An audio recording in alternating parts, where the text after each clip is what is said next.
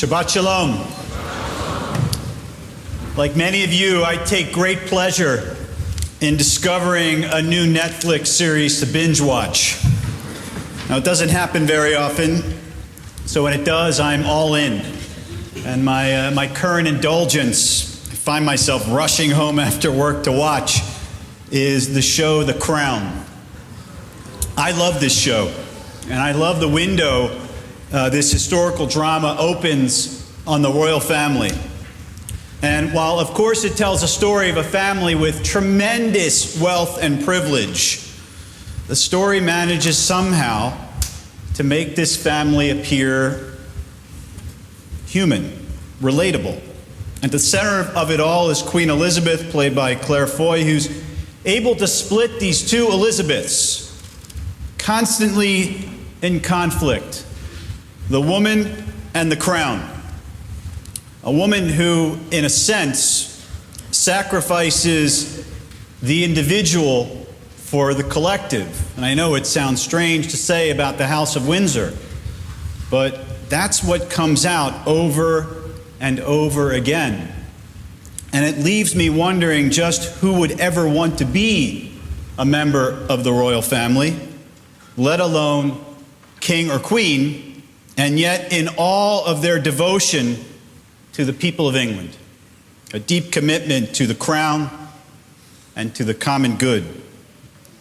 Now, we have our own story of monarchy in the Jewish tradition. You heard a little bit about it this morning, and it also highlights the tension between the individual and the collective. In the book of Samuel, the people come to the prophet Samuel before what we read this morning, and they demand a king.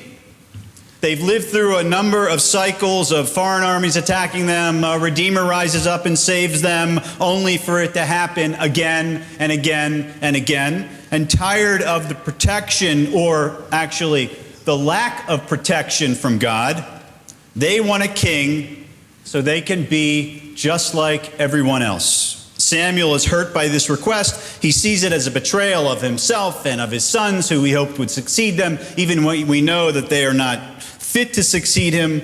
And God tells him that it was actually God who the people were rejecting, and told Samuel to tell the people that they will, in fact, have a king. But he had to explain, Samuel had to explain what this new reality would mean. And this is what Samuel tells the people. This will be the practice of the king who will rule over you. He will take your sons and appoint them as his charioteers and horsemen. They'll serve as outrunners for his chariots. He'll appoint them as his chiefs of thousands and fifties, or they will have to plow his fields, reap his harvest, make his weapons and the equipment for his chariots. He will take your daughters as perfumers, cooks, and bakers. He'll seize your choice fields, and it goes on and on and on. The people will, in fact, pay an incredibly steep price for their request. They will sacrifice much as individuals, but they're committed to their desire to have a king. Then we will be like all of the nations, the people say, with a king to lead us and to go out before us and to fight our battles, implying that God, in fact, wasn't fighting their battles. God tells Samuel to go ahead and to give them a king. Now, people have wondered, is it good to have a king, or is it bad to have a king? We know that it's good to be the king, right? But if God knows how it's going to turn out, right, and we know how the story will end. He tells them in the book of Deuteronomy how it will end. It won't end well. Well, the answer of whether it's good or bad is that the book of Samuel teaches us about the importance of a social contract. As Rabbi Jonathan Sachs writes, channeling Hobbes, by appointing a king, by creating a central structure of power, there is a risk-benefit ratio. We lose, but we gain. We lose a measure of control over our own lives, our own property, but we gain freedom from lawlessness and defenselessness, he says. That's what the monarchy will bring to the Israelites. By sacrificing some of their individual freedoms, the collective will benefit. The collective will be protected. The collective will be more secure. In the last week or two, I found myself wondering a great deal about individual rights and collective responsibility. When am I? When are we prepared to give up on some of our freedoms, some of our rights that we are entitled to for the common good, for the collective good? In addition to the text about kingship I just mentioned, ours is a tradition that actually has a great deal to say regarding this question. So this morning I want to speak about the obvious question that's connected to this topic, and that's dogs. In the Talmud, Rabbi Natan asks, and I credit and I appreciate and thank my colleague Rabbi Witkowski who turned me to this text, or the Talmudic text. From where do we learn that one may not raise a vicious dog in your house? They bring the verse, as it says, as it's stated, you should not bring blood on your house, which the Talmud says means that one may not allow a hazardous situation to remain in the house. So according to the Talmud, I am allowed to have a dog. Right? I'm entitled that right. I have a right to have a dog, just not any dog, a kelev ra, a vicious or evil dog.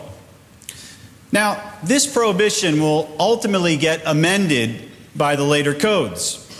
At a time when people were vulnerable to thieves in the 5th or 6th century, they would keep a wild dog on their property.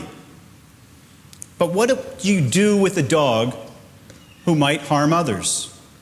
The codes come along and say, yes, actually, you are entitled to own a kelev ra. You are entitled to raise this vicious dog, but you can't do whatever you want with the animal.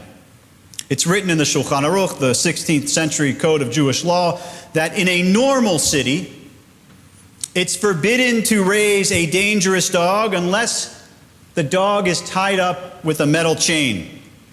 The thinking behind this ruling is clear that while a barking dog can deter robbers, the possibility and the liability of letting the dog go free is simply too much. We don't know whom or when the dog might attack. Now, what if you don't live in the city? What if you live out in the country?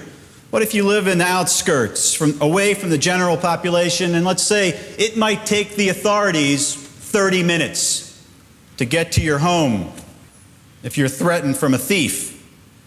Now here the codes differ, and they say one may keep the dog untied, this vicious dog untied at night, as long as it's tied up by day. Here, because the nights were dark and help was far away, danger might be more pressing, your dog could keep watch despite the risk.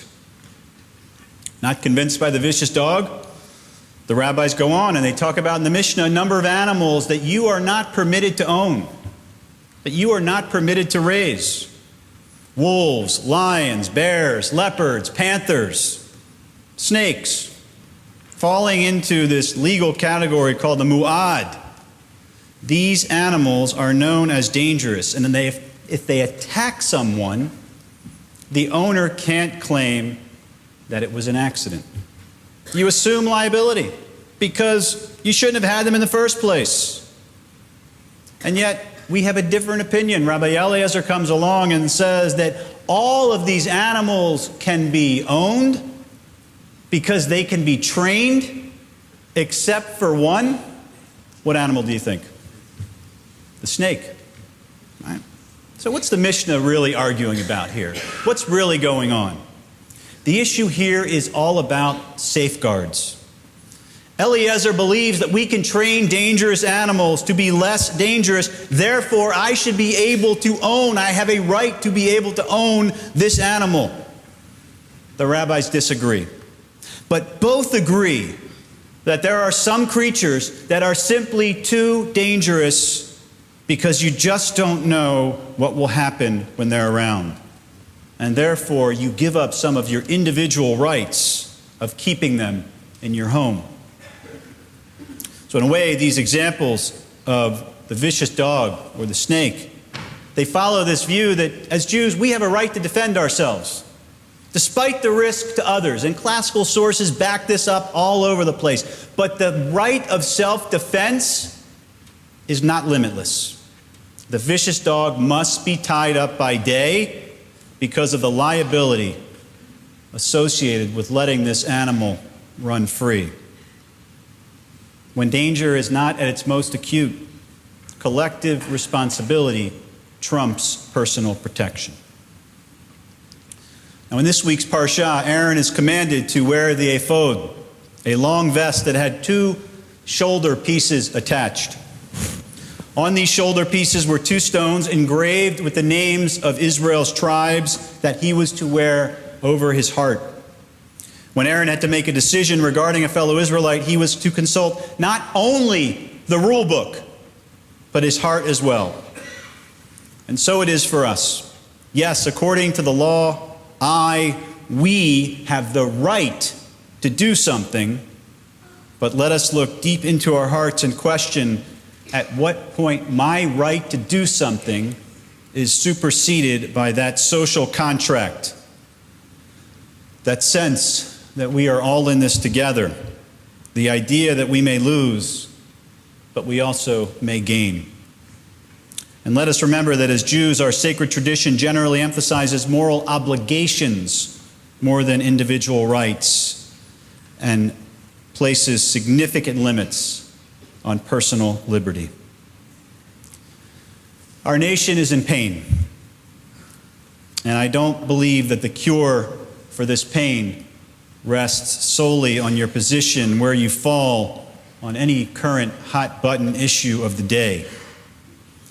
The kids who are rallying, the kids who are organizing, they remind me of this social contract.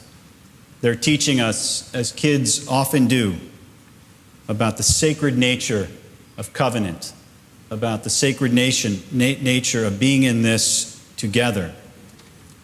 That sometimes we lose, but we gain. Sometimes we have to give to get and march forward. We are responsible to one another, and we are responsible for one another. It's upon this foundation that I believe our great nation will begin to heal itself. Shabbat Shalom.